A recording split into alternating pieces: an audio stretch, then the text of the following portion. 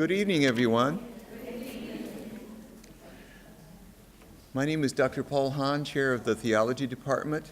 I'd like to welcome you all here this evening and thank you for coming to the first lecture in the 22nd Lenten Lecture Series that the Theology Department here at the University of St. Thomas hosts every Lenten season.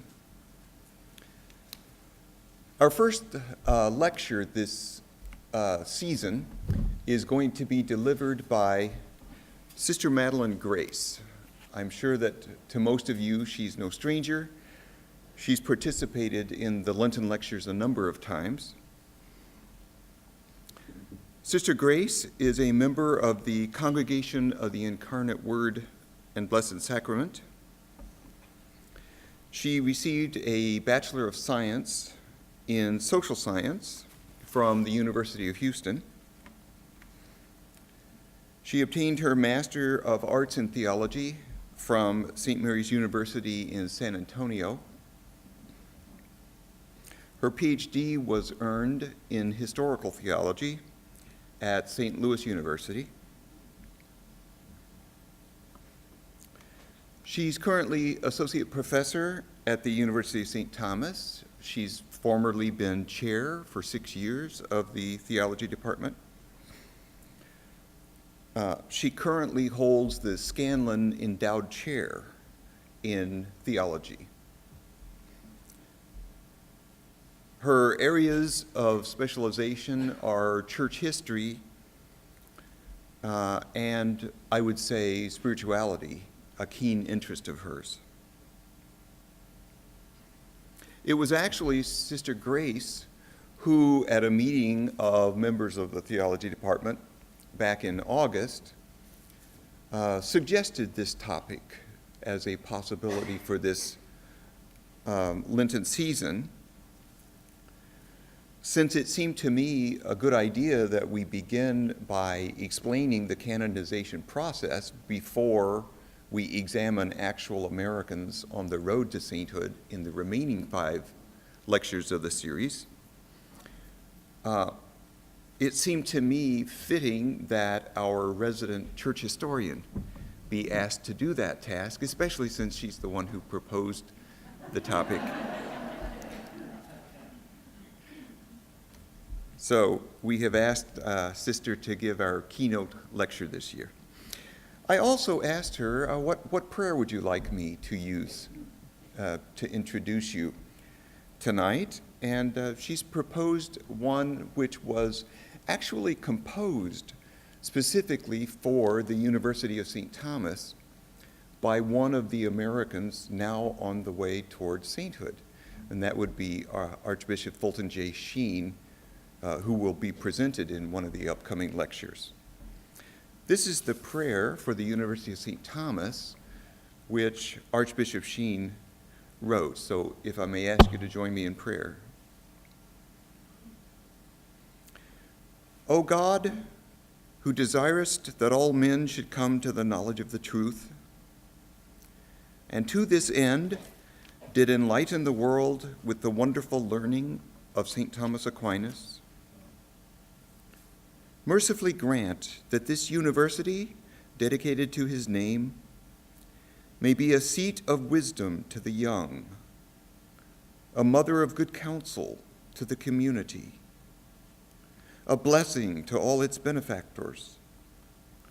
And as thy eternal truth did become flesh and dwell among us, so may that same truth become action in all thy students, that they may think the things that are right, and under thy merciful guidance perform the same, through Christ our Lord. Amen. I give you Sister Madeleine Grace.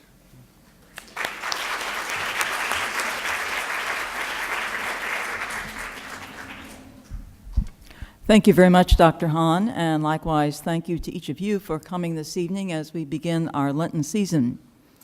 I teach American Catholic heritage here on campus, and it was that study which led me to an awareness of the number of Americans, some American-born and some not, who are on the road to sainthood. You might notice on our first slide this evening, one of our major players in our discussion this evening is John Paul II. And as we will see, during his pontificate of 28 years, he brought forth 482 people through the canonization process, more than any other pontiff in the 20th century. We know that his time is coming for beatification, and the person behind him, namely Benedict XVI, is the major player there. And so we picture them on our first slide to remind us of the importance of the papacy as we certainly enter into the study. I'm sure that many of us probably have stories that we can think of in reference to sainthood. Maybe it's a special saint that we were named after, or perhaps it is someone that we prayed to and our prayer was answered. But as we look back, we know that saints form a strong heritage and certainly a strong communion among Roman Catholics. I'm going to mention two incidents within my own life, which certainly bring forth the awareness of a devotion to saints that we find within the Catholic heritage. When I was a child, I recall that my father told me of his devotion to Father Miguel Pro.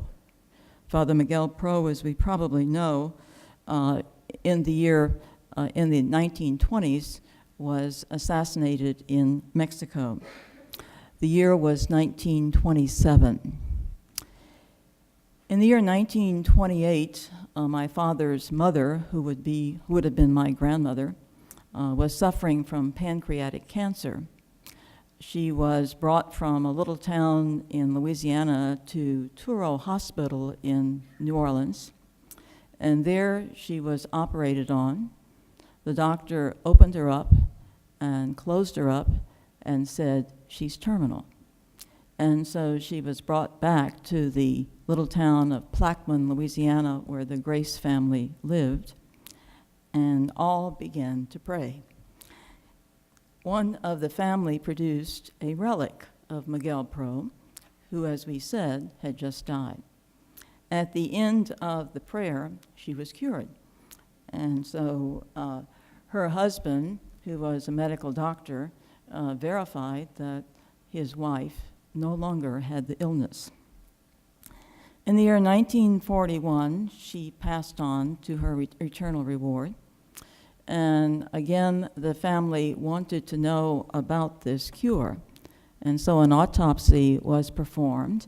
And again, a report was made. The autopsy was performed again in Touro Hospital in New Orleans, and it was done by Jewish doctors. They said that there was no evidence whatsoever of pancreatic cancer, and they also said that she didn't have a gallbladder. And so the family was given the report. And so my father and others asked if the doctors would write letters presenting that testimony, because they wanted Miguel Pro to be recognized for this miracle. They refused because they were doctors who had escaped from Nazi Germany, and they said they weren't about to put their name on any document which would identify where they were. And so as a result, the miracle which took place in reference to my grandmother remained unheeded.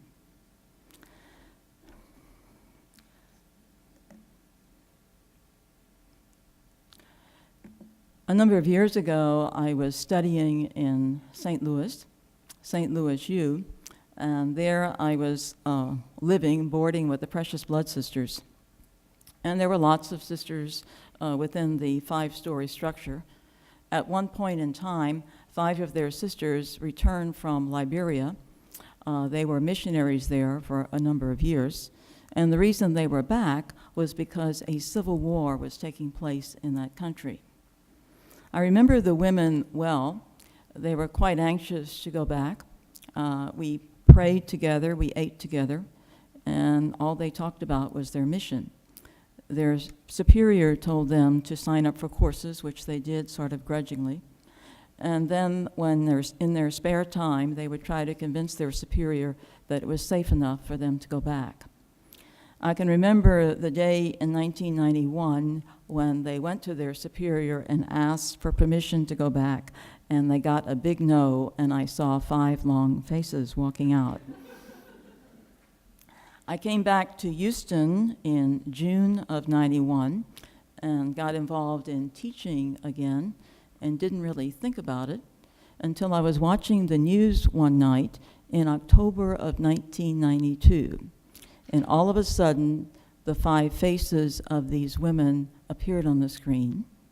They had been martyred by some of the rebel forces in Liberia, and the Precious Blood Sisters saw them as martyrs to the cause. When I think of those sisters, I think of them as being very simple, unassuming, but full of zeal. Some of us, when we were in high school, might remember the book, The Power and the Glory. We mention it tonight because sometimes people who don't seem to have much courage at all produce wonderful things for the good Lord. And so the Graham Greene novel, which appeared in 1940, was of course the story of this priest who was addicted to alcohol and his struggle to overcome his weakness in ministering to the people of Mexico.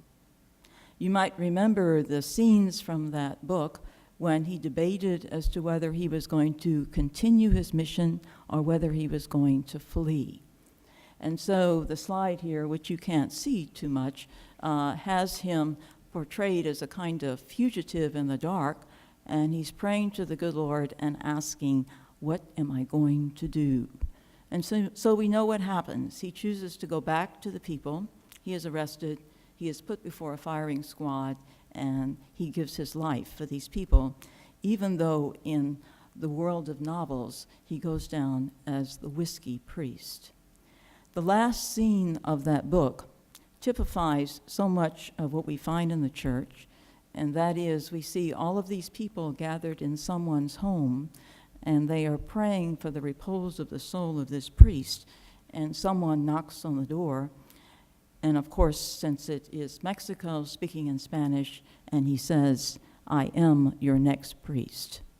So we know that the blood of the martyrs brings forth the seed of the church.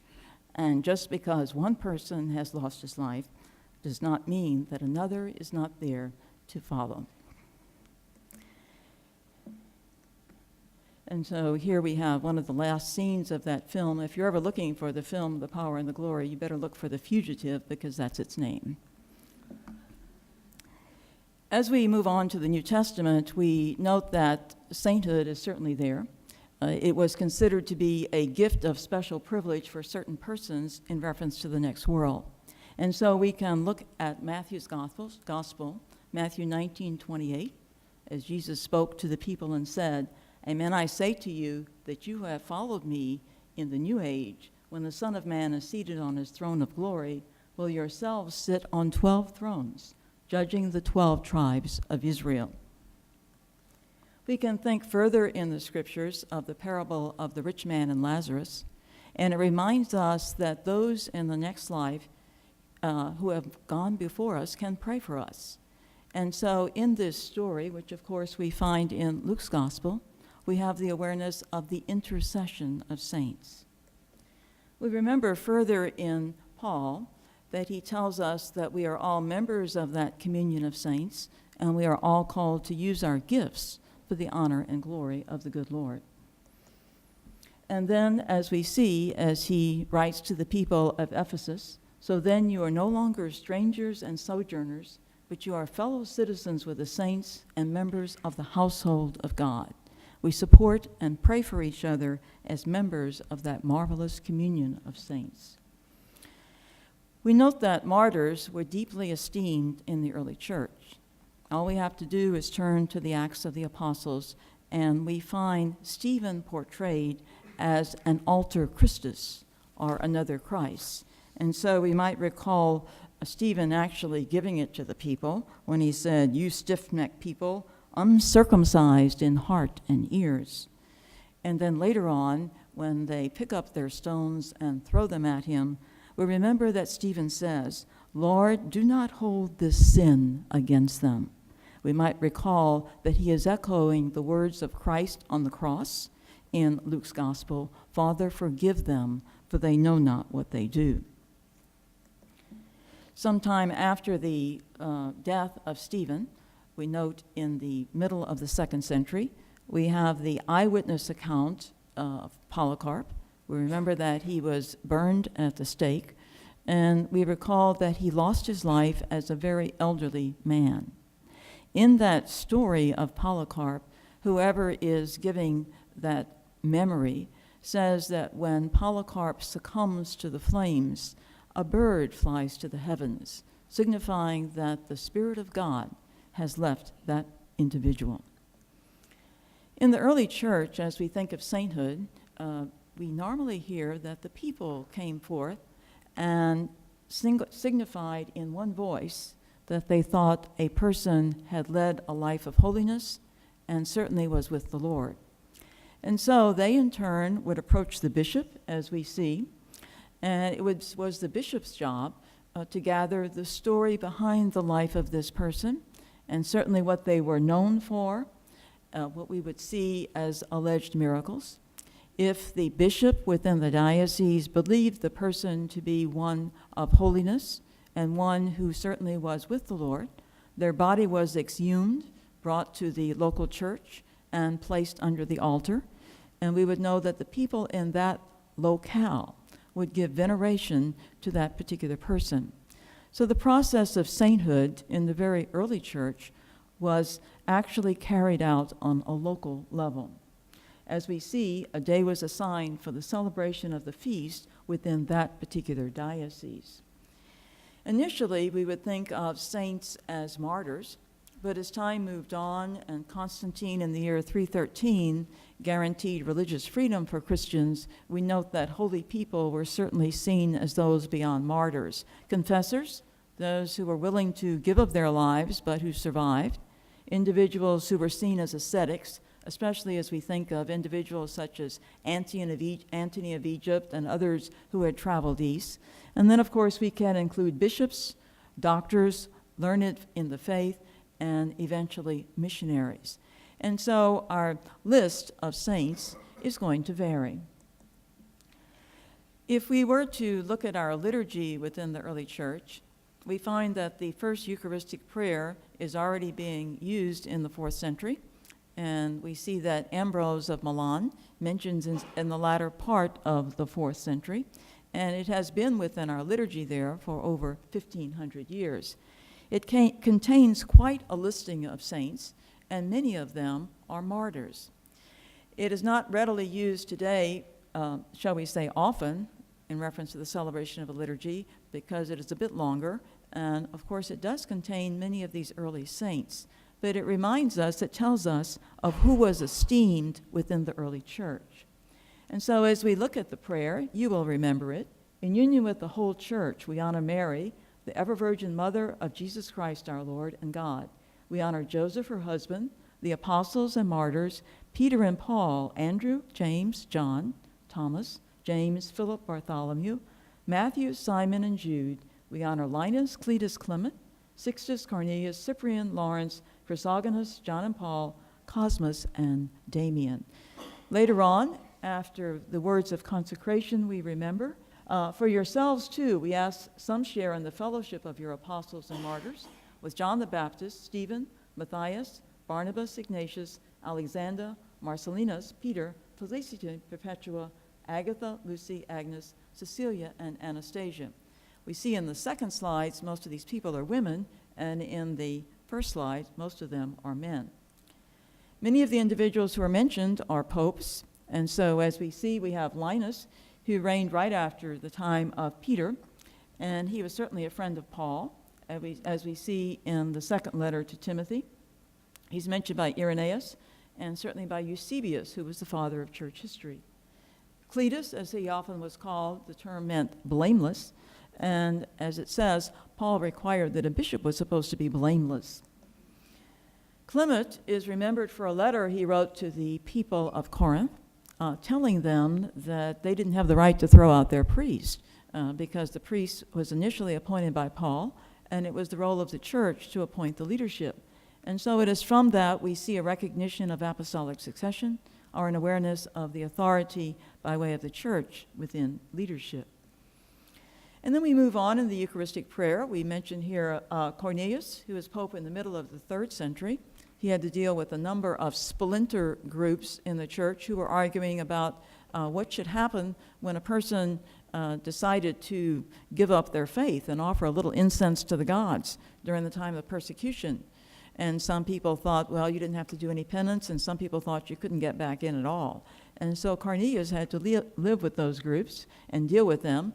And Cyprian, as Bishop of Carthage, was doing a lot of, shall we say, correspondence with Cornelius, because he had that problem in northern Africa. Cosmas and Damian, as you would note, were patrons of the physicians of the day. They were called the moneyless because they never charged. And one of the oldest churches in Rome is the Church of St. Cosmas and Damian, and as you can see, it was built at the site of the Temple of Romulus. Lawrence was one of the 7 deacons, and he was martyred, as we see, under Valerian in the year 258. And then we have Perpetua and Felicity. You might remember we just celebrated their feast the other day. Their martyrdom took place in Africa. We might remember that Perpetua was recently baptized, and so was Felicity, and Perpetua was with child.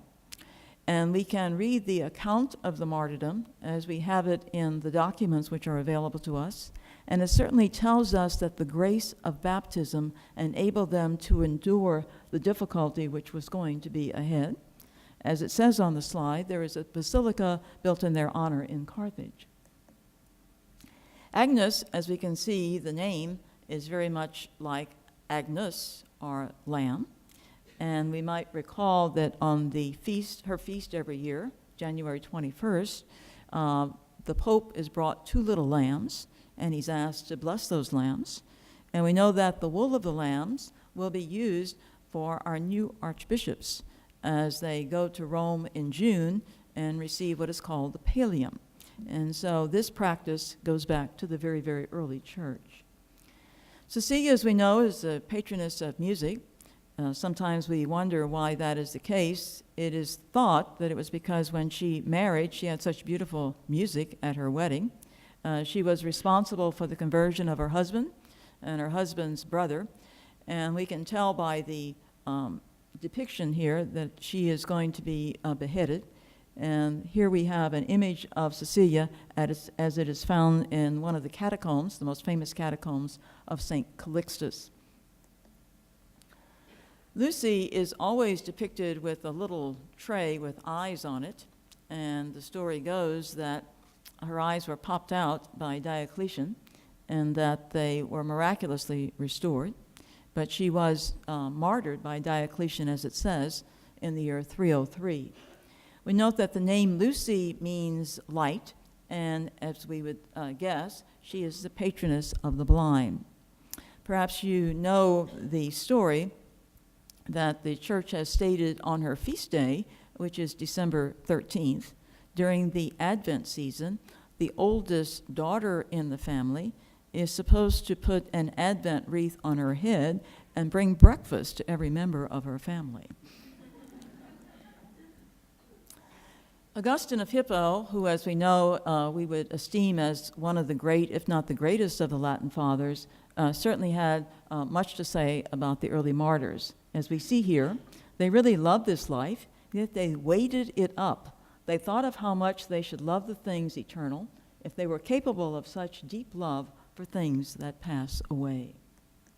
And Jerome, who of course was quite an ascetic himself and spent the last 36 years of his life writing commentary on the scriptures in Bethlehem, says, "Whenever I have been angry or had some bad thought upon my mind, or some evil fantasy has disturbed my sleep, I do not dare to enter the shrines of the martyrs. I quake with body and soul." A little bit later on, we have Gregory of Tours, who looks upon the martyrs as the snow white number of the elect. The image that is portrayed in the early church is that they are right next to God himself in the next life. Maximus of Tours in the 5th century tells us, "Let the martyrs make plain to us how much refreshment God lavishes upon the dead." So we see that a variety of people are actually proclaimed saint in the early church, but the dominance is found among the martyrs, and the greatest esteem is given to the martyrs. It was Augustine in his work, The City of God, who uses the Greek and Latin term latria and pointed out that adoration is reserved to God alone. And later on, during the Carolingian period, the term dulia was used in reference to a veneration of saints, so that we see how we esteem each, and certainly, again, that worship, adoration to God alone himself.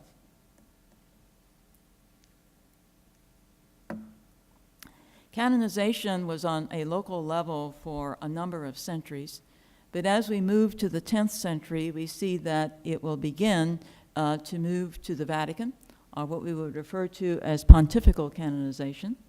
And so we begin to see movement there in the latter part of the 10th century. So we see the Latin term canonizare, and we begin to see, as popes become more greatly involved, that the process, the major part of the process, will take part in Rome. So Gregory VII, who is considered to be the greatest of the Reformed popes in medieval times, will intervene a number of times on the local level, because basically he will say that the process is lacking.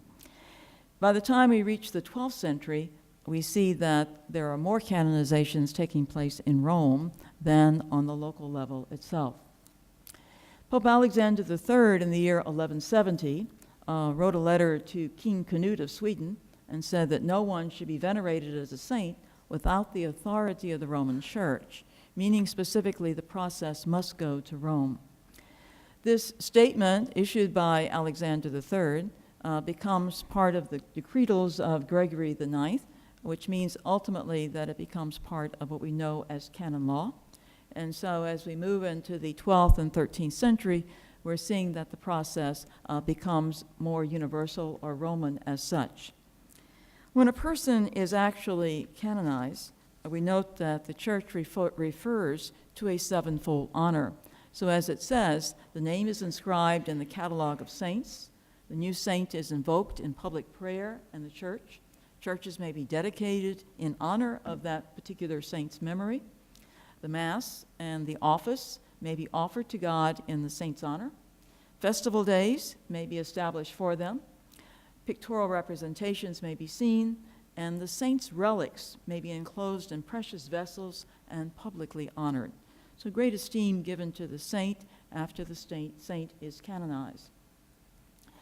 In the medieval period, though, the church had great difficulty in actually determining whether miracles had taken place.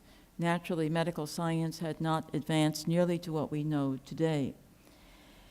The process becomes lengthier due to the number of steps, and so it becomes quite evident that a pope who begins the process is probably not going to end it.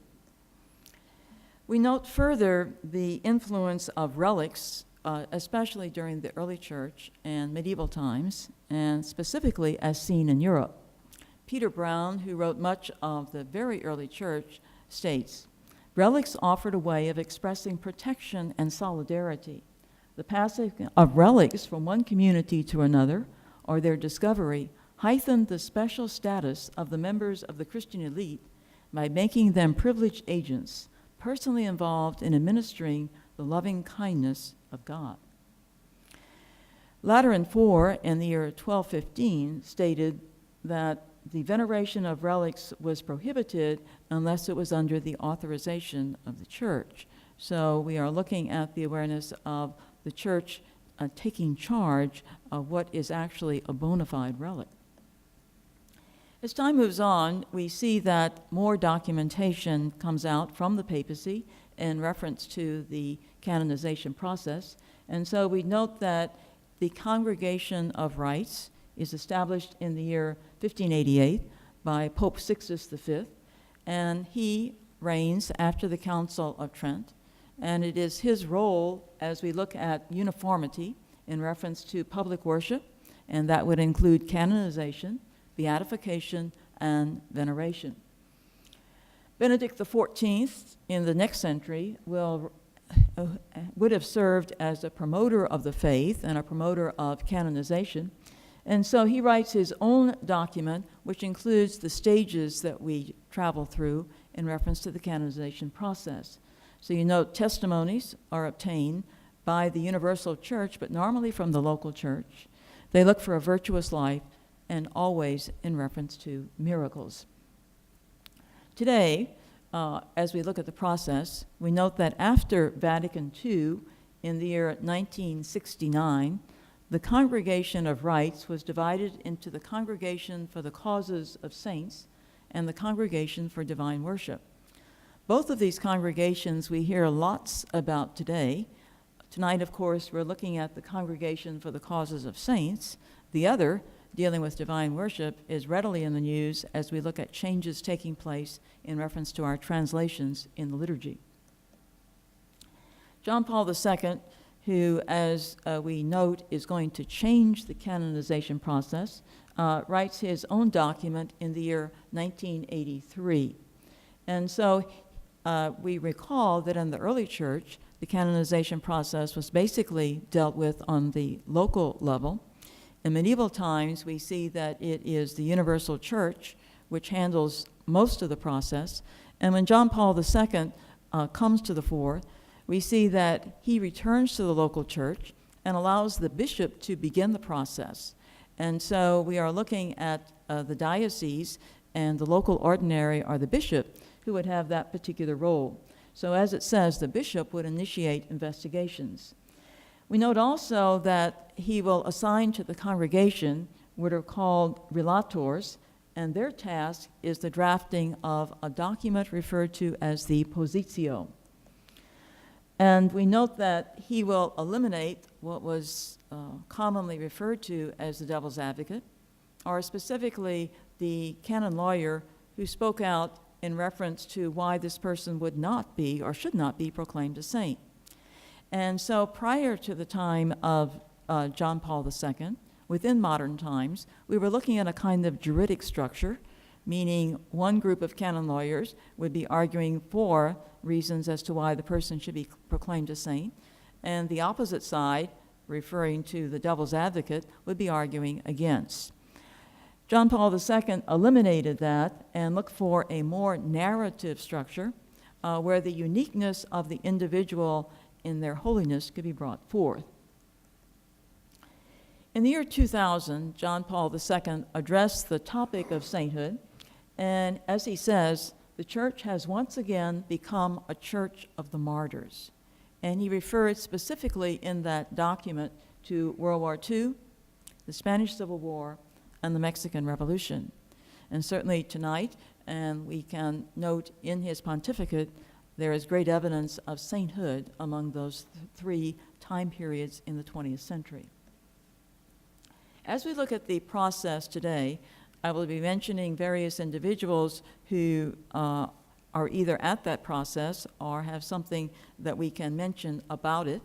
And then we will look more readily at the end at some individuals who have been sainted or who are still within the process themselves. So normally speaking, we think of a 5-year waiting period after the person dies. And this is the usual custom, and it is part of canon law, but it is not always observed. We might recall that in the case of Mother Teresa of Calcutta, it was dispensed, and so her process was begun immediately. We probably know that Mother Teresa of Calcutta today is beatified, and as we see, she died in 1997, and so a little more than 10 years later, she is already at the process of beatification, a quite rapid movement due to the vigor of John Paul II. We note as we look at such individuals that a rapid movement in reference to sainthood is rare, but it certainly does happen. As we move into the next period, we are looking at specifically the beginning of the process, and as we said, John Paul II initiated that on the diocesan level. And when a bishop on the diocesan level opens the process, the individual is referred to as a servant of God. And so here we have mentioned a Father Gus Tolton, who is a 19th century Roman Catholic priest, initially born into slavery and served in a parish in Quincy, Illinois. We note that the process for Father Tolton was actually just opened a few days ago by Cardinal George in the Archdiocese of Chicago. And so this means that he is perceived as a servant of God, and Cardinal George has struck a commission of theologians and other learned individuals who will look toward the writings of Father Tolton, and likewise a narrative which would determine whether he was a person who exemplified heroic virtue. Naturally, Father Tolton is deceased for over 100 years, so there's no witnesses walking around. So everything that would go forth from the diocese would be by way of historical record. But individuals who have passed on very recently, we note that witnesses could readily be interviewed on a local level. As the process moves from the diocese to Rome, we are looking at the Congregation for the Causes of Saints, and there we find the postulator who oversees the investigations. There are over 200 postulators who take cases. The postulator is actually hired by the individuals who are promoting the canonization process, and the postulator must be a canon lawyer.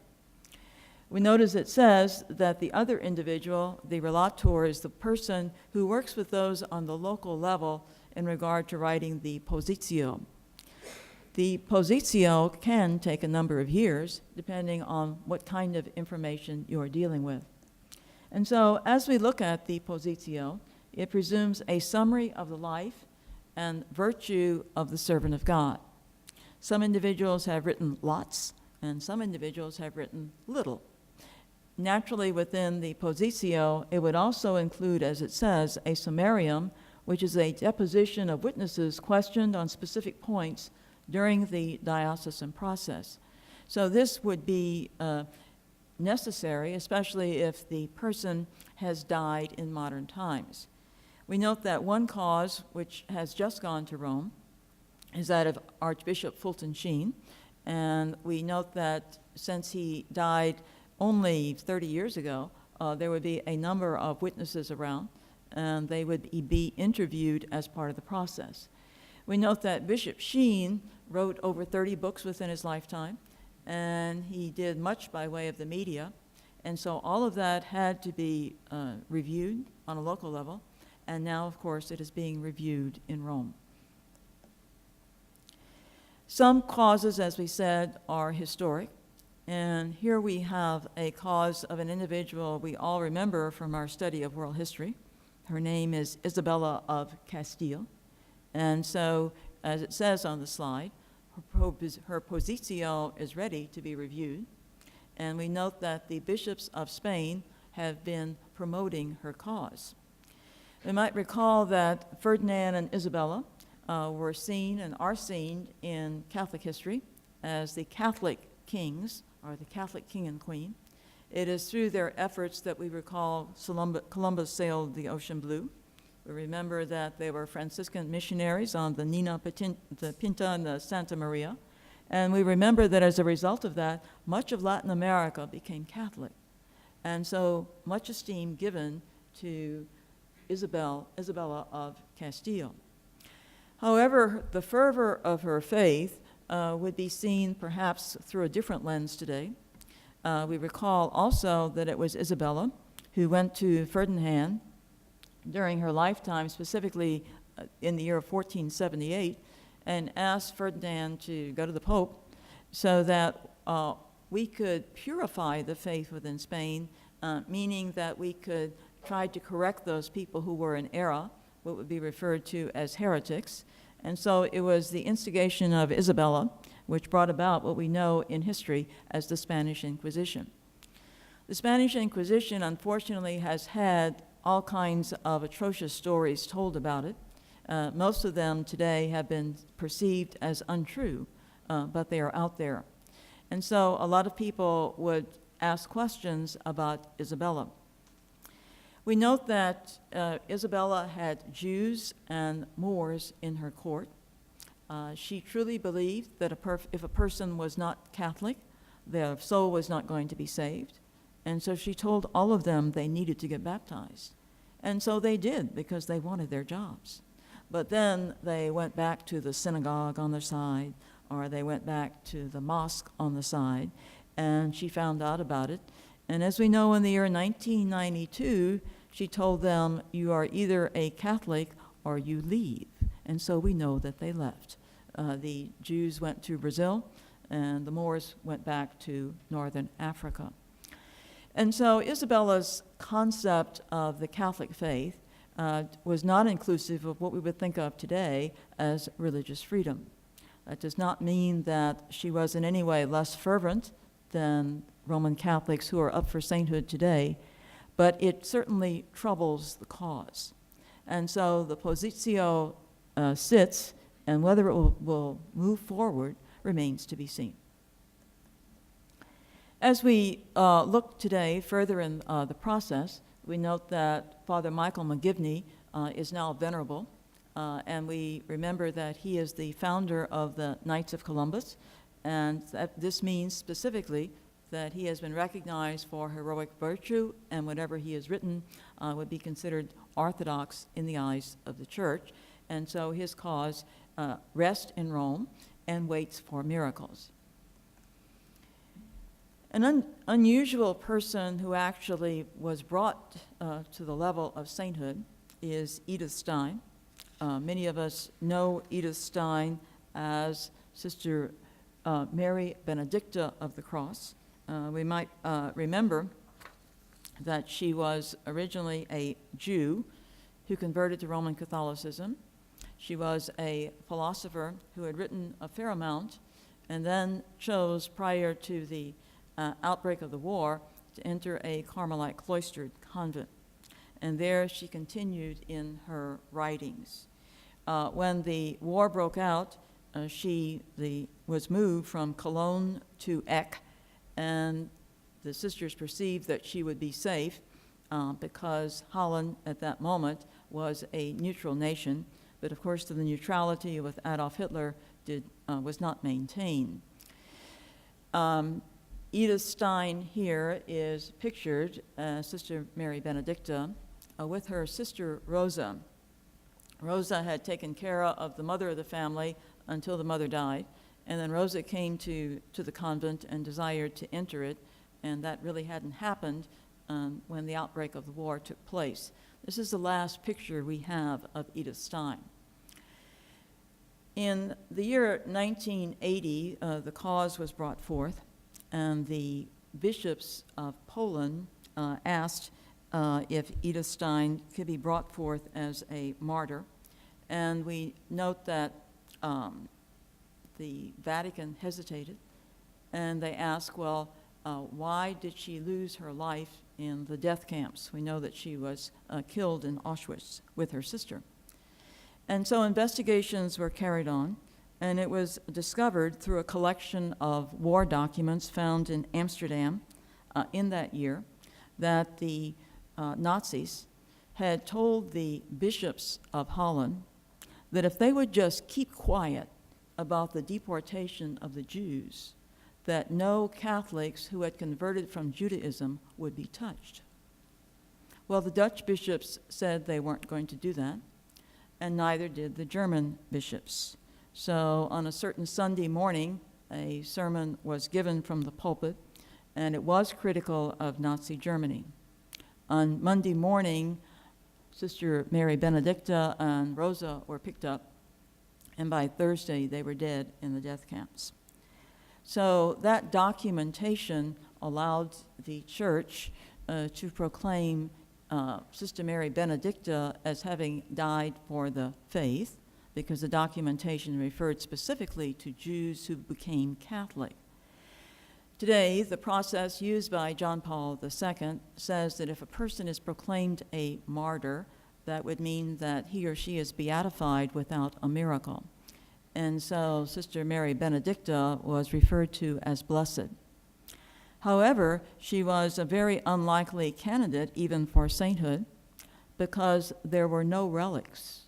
Her body was burned, and the convent in Eck was destroyed by the Nazis. There was absolutely nothing left of the remains of Edith Stein. But the miracle came forth, and we note that she was canonized by John Paul II to his great joy. He was a person who certainly esteemed Edith Stein as a philosopher, as a person who had great esteem for the writings of Aquinas along the way. We have mentioned Blessed Miguel Pro earlier this evening. We note that he was a Mexican Jesuit who was executed by the Mexican government in the year 1927 during the Cristero Rebellion. He belonged to the National League for the Defense of Religious Liberty, which was a militant Catholic opposition group that was part of a revolt against the government suppression of the church. Father Miguel Pro denied that he had ever been part of any plot which wanted to in any way harm the government, but he was arrested, and along with 3 other individuals who were proved to be conspirators against the government, he was shot. The bishops of Mexico petitioned Rome and asked that Father Miguel Pro be seen as a martyr. As it turned out, in the late 1960s, the Congregation for the Causes of Saints obtained an official handwritten document proving that the secret police had found out that Father Pro was innocent of any type of desire to harm the government, but they decided to shoot him anyway because he was a priest. And so that documentation brought forth the awareness that he would be seen as a martyr rather than a political rebel. And so he was beatified in 1988 by John Paul II. However, as the slide says, timing is important because John Paul, who was anxious to have the beatification take place, was told by the Jesuits of Mexico that if you push it forth now, the church in Mexico will be harmed. And it was referring specifically to an awareness that the bishops of Mexico were speaking out against an election that was about to take place in Chihuahua, where fraud was in process. And so John Paul was asked to wait. And so he says, all right, for a little while. And so he did. But in the year 1988, September 25, we know that Miguel Pro was made blessed. On June the 19th, in 1988, John Paul II canonized 117 martyrs of Vietnam, including 21 French and Spanish missionaries, despite threats and complaints from the communist government of Hanoi. They said, if you go back and give esteem to these people who lived in the 17th and 18th century, it will bring division among the Vietnamese people, and it will bring a severe economic crisis. Well, the bishops of Vietnam disagreed. They were insistent upon the canonization of these martyrs. Between 1979 and 1987, they sent 36 separate letters to the congregation urging the martyrs to be canonized. They said that the church needed the example of these martyrs. John Paul agreed, and they were canonized in 1988. As we think of miracles today, we know, as our slide says, that God alone works miracles.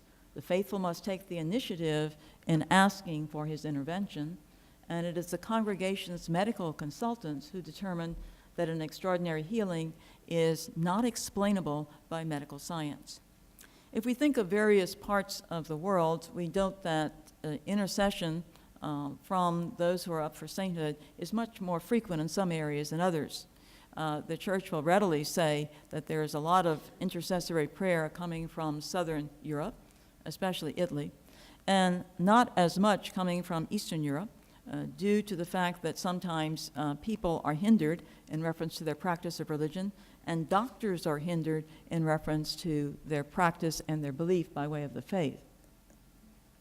Today, in Italy, specifically in the city of Rome, there are 70 doctors who are part of what we would call the consulta medica, and so it is their role to actually deal with the issues which come forth, which are presumed to be miracles by those who are presenting the cause.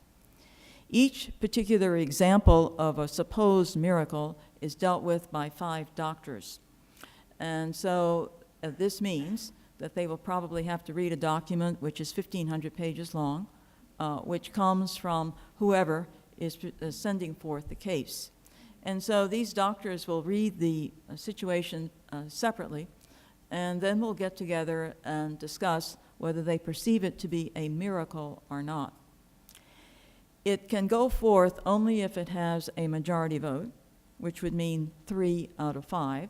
And as those who work with this will say, most cases are thrown out because the church presumes that a miracle must have no explanation whatsoever.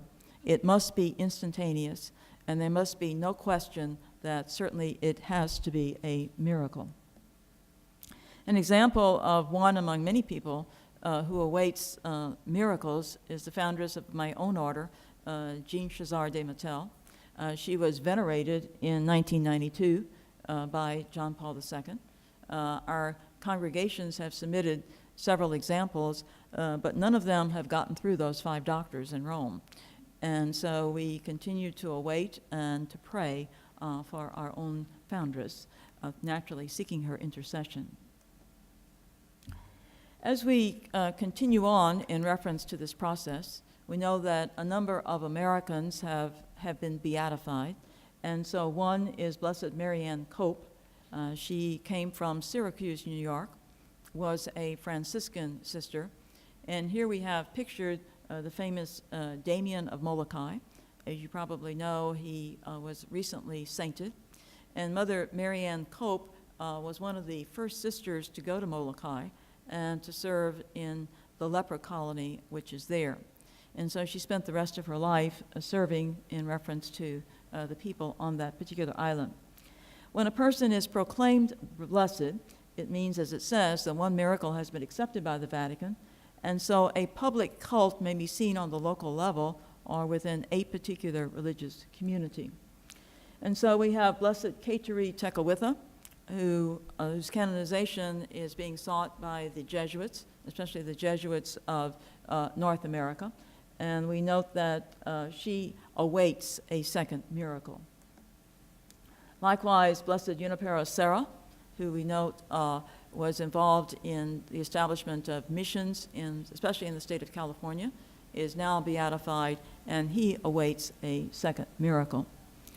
Perhaps you note, as this slide says, that during the process of beatification, within the ceremony itself, a relic is removed from the tomb and brought forth to the liturgy. When that was done in the year 2000, when Pope John XXIII was beatified, his body was found to be incorruptible. We note that we have a whole host of individuals whose bodies are incorruptible. Certainly that is not required for sainthood, but at times it is something which does happen. We note as the process moves forward that as they gather information for a second miracle, those who are members of the Congregation for the Causes of Saints, meaning the cardinals, the bishops, and the archbishops and priests, must approve the conclusions coming from the theologians, the doctors, and the historians. And then the head of that congregation proceeds to the Pope, who of course is Benedict. An example of that would be Elizabeth Seton, who, as we know, was beatified in 1975, right before this country celebrated the 200th anniversary of the Declaration of Independence. We might remember that Elizabeth Seton was the first American-born saint. The Church looks for sainthood in a number of different directions. And today we can see that some married couples are up for sainthood, and two who have received a good bit of attention today are the parents of Saint Therese. And so here we have Louis and Zélie Martin. They were beatified just a couple of years ago, and we might remember that Louis, as a young man, had thought about priesthood, but he said he couldn't make it through that Latin. And we recall that Zélie was a very pious young woman, but of course she died rather early in life of breast cancer. We might remember that they are buried at that beautiful basilica at the home of Therese in Lisieux. If they are canonized, we would note that they would be moved to the church itself. Two individuals whose cause has just barely been opened are Jacques and Raïsa Maritain. Both of them are converts to the Roman Catholic faith. Jacques, a convert from Protestantism, and Raïsa, a convert from Judaism, coming specifically from Russia. Both of them stated that their conversion was brought about by their study of Aquinas. And so perhaps we know that they were a famous Thomist in the early part of the 20th century. As we look at the canonization of popes, and we note that we have had 265 popes in the history of our church, 81 of them have been canonized. That sounds like a lot, but we note that most of them were canonized in the very, very early church. 47 of the first 48 popes were actually canonized, and half of these were martyrs. 30 of them, as it says, died before the year 1100. Only 2 have been proclaimed saints by the process which we use today. So a lot of popes were canonized in the very early church, but not so much today at all. And so if we think of the canonization of popes today, we can remember Pius V, who was so readily remembered for working with the church after the Council of Trent and putting the reforms of the Council of Trent in order, and Pius X, who is known as the Pope of the Eucharist. As we look at this road to sainthood, 2 individuals who have served in the papacy in recent years, we might recall, are up for sainthood. Their stories are, of course, very, very different. John the 23rd, we might remember, was Pope from 1958 to 1963, and it was John the 23rd who called Vatican II. When he died in 1963, some council fathers actually went to Pope Paul VI and asked if John the 23rd could be acclaimed a saint, meaning by popular voice coming from the council fathers. Well, Paul VI was not comfortable with that idea at all. He said a person's life needs to be examined rather than just walking in and saying, we want John to be saint. When those council fathers had come and made their statement known, other council fathers heard about this and said, well, if you want John, we would like Pius XII. And so they went to Paul VI, and so Paul VI was now really scratching his head. What was he going to do? He did not believe that it was the function of an ecumenical council to get involved in the process of sainthood. And so we, as those sitting on the outside, never really heard about all of this discussion because it was not part of the public record of Vatican II, as Paul VI did not allow it to land on the floor.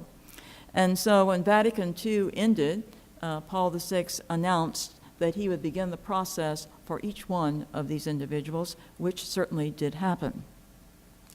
We note that the cause of John the 23rd has proceeded forth, and today he is referred to as blessed.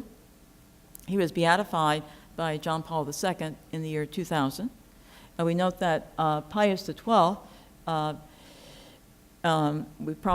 some of us might recall that he has had a very difficult history after his pontificate, because not long after this time, in fact, in the year 1963, a certain play came out by the name of The Deputy and accused Pius XII of being Hitler's pope. And we note that the church has defended Pius XII for a number of years afterwards. It was only in the year 2009 that Pope Benedict XVI declared Pius XII as venerable, and has also opened the Vatican records for anyone who would like to see exactly what Pius XII did for the Jews. So John Paul II has actually canonized 482 individuals in a pontificate of 28 years. And some people might ask, well, why did you do it, John Paul? What was the reason for that? And his response very simply was, if you go back to Vatican II, you will recall that the Church calls us to be holy. And if we are not holy, and if we are not striving for holiness, we are not the Church that Christ wants us to be. And so he says that we need to continue to strive, and we need to remember those individuals who have attained that holiness. He was very much interested in the local church involvement in the process, and so therefore, it, as we said, was the person who initiated that process on the local level. As we can see here, he will be beatified on May 1st, which we would typically refer to as Low Sunday, and of course today it is referred to as Divine Mercy Sunday. If we look at some of the individuals who are connected with canonization in reference to John Paul II, they are quite varied. Some of them certainly involve their own controversy, and we say just a little bit about them here as we come toward the end of this presentation. So Catherine Drexel, to the left, is only the second American-born saint. We remember that she came from a very wealthy family in Philadelphia. As a woman of wealth, she made a pilgrimage to Europe, and there in the 1880s spoke with Leo XIII and told him of the need of the Roman Catholic Church in America to work with Native Americans and blacks. And of course, Leo quipped back, well, why don't you do it?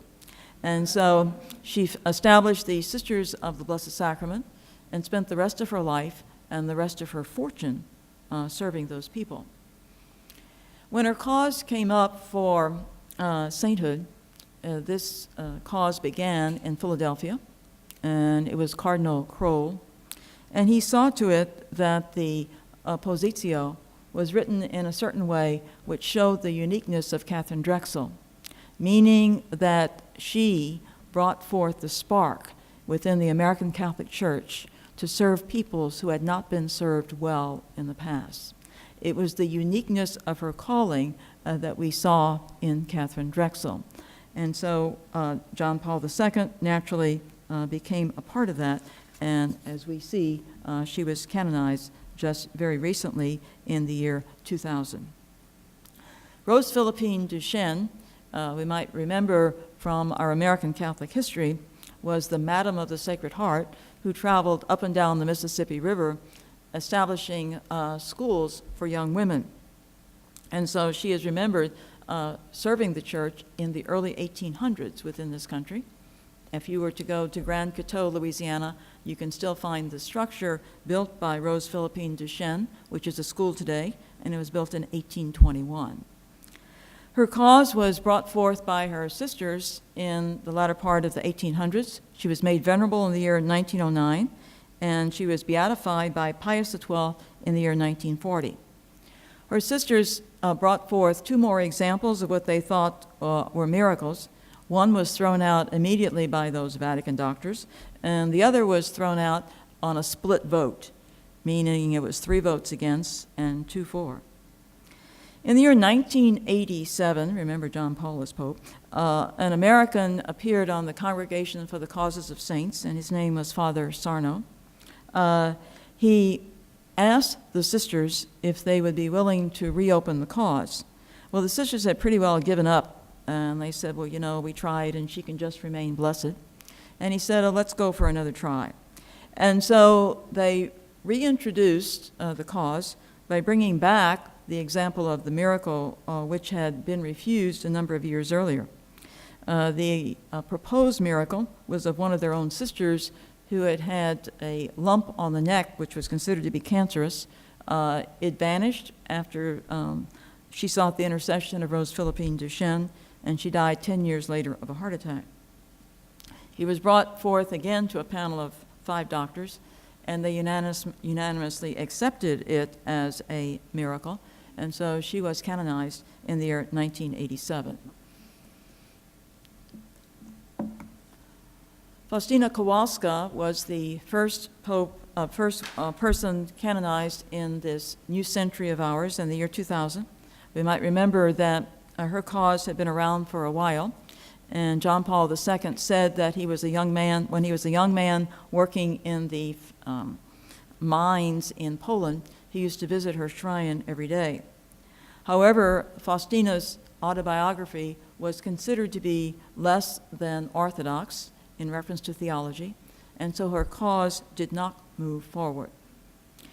When John Paul became Pope, he ordered a retranslation of the autobiography, which was done, and we note that that enabled the congregation to look at what she had to say again, and she was canonized in the year 2000, and as a result of that, we probably know that the Divine Mercy devotion has spread around the world. A very popular saint, but a person who had a difficult time getting there, was Padre Pio. Anyone who is a mystic going through extraordinary phenomena, as we find with Padre Pio, is always going to be misunderstood. Padre Pio was a person who was actually visited by John Paul II when he was a bishop at the time of Vatican II. However, when John Paul became Pope, he found that not everyone agreed with the holiness of Padre Pio. Part of it was due to Padre Pio's personality. He was a kind of rough and ready farmer, and that did not take away in any way from his holiness. So we note that the cause was opened during the time of John Paul II. He was made venerable in the year 1990, blessed in 1999, and he was canonized in the year 2002. One of the most rapidly moving causes would be that of Father Jose Maria Escriva, who was the founder of what we would know as Opus Dei. He died in 1975, and he was already canonized in the year 2002. Rapidly moving causes like that are most exceptional. Certainly we would think of Saint Therese as another, but they are exceptional. Maximilian Kolbe, as we know, was another individual who died in the death camps of World War II. He was a Franciscan priest and known specifically for his devotion to the Blessed Mother, one who he referred to as his Immaculata. We probably remember the story of Maximilian Kolbe. A prisoner had escaped in the death camps, and when that happened, the Nazis took the life of every 10th man. We remember that the person who was up, whose life was going to be taken, said he was a family man, and Maximilian Kolbe said he would take his place. We note that the bishops of Poland petitioned John Paul II and asked John Paul that Maximilian be seen as a martyr. And so, again, the situation was investigated, and those people back in the 1980s who were still alive from that death camp were asked, was there a viciousness portrayed against Maximilian Kolbe? Did they want to take his life because he was a priest? And those witnesses had to say no. They said he wanted to do it, and so he did it, and that was it. And so there was not a reason to proclaim him a martyr in the sense of dying for the faith within the classical sense. Fortunately, Maximilian Kolbe had the necessary miracles to bring forth his canonization. However, when he was canonized, John Paul II referred to him as a martyr of charity, which is a term which has not been used by the Church prior to this particular time. So as we can see, our Church certainly enjoys much by way of sainthood, and it also has the joy of recognizing that doctors have been proclaimed by the Church also. Doctors are remembered as great teachers of the Church. John Paul has given us our 33rd doctor, who is Saint Therese. We remember that doctors are known for their eminent learning and, as we said, great teachers of the faith. St. Therese was not a person who had many degrees, but she was a person who taught what she called the little way well. And so on the 100th anniversary of her death in the year 1997, she was proclaimed the 33rd Doctor of the Church. We note that John Paul II is going to be beatified because the testimony of Sister Marie Simon Pierre has come forth and has been proved to be true as a miracle, meaning that she was cured of Parkinson's disease. We might remember that John Paul II died in April of '05.